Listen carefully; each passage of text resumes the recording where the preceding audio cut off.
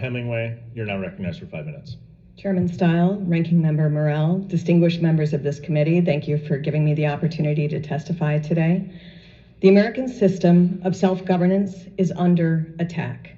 Instead of an election day where everyone votes at the same time and with the same full set of information, votes are counted quickly and everyone promptly knows and trusts the outcome, we now have lengthy election seasons that can last months prior to and even after Election Day.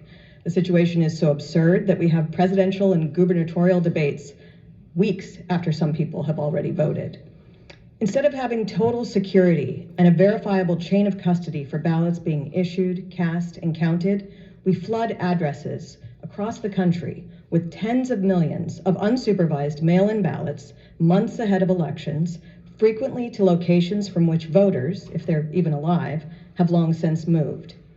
Instead of having election administration that is rigorously nonpartisan and impartial under the law, we have allowed the private takeover of government election offices by partisan oligarchs and their armies of activists who use those offices and their authorities to tilt the election toward favored candidates.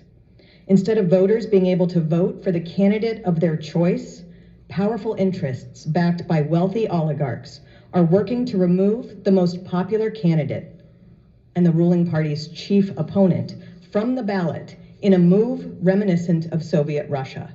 And if that weren't enough, instead of the top candidates chosen by the people being able to fully engage in a vigorous campaign heading into an election, we have one side actively attempting to throw its opponent in prison and bankrupt his family, again, reminiscent of Soviet Russia. Instead of a system of rule of law that gives Americans the same rights and due process, the Department of Justice and other partisan actors are prosecuting their opposition, whether powerful or lowly, and doing so in places where partisan juries will ensure a quick conviction. Instead of a free and independent press that shares news and information to help inform voters, we have a press that is almost exclusively the arm of one political party and is so corrupt that it is willing to perpetrate hoax after hoax against opposition party members.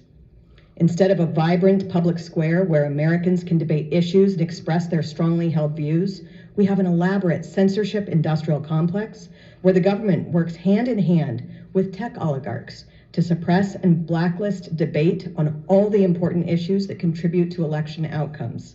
This is something I know firsthand because our government worked with tech companies to censor me for my election reporting. Allowing just one of these attacks to infect our electoral system would be a crisis. Allowing all of them at the same time is an existential threat to our system of self-government.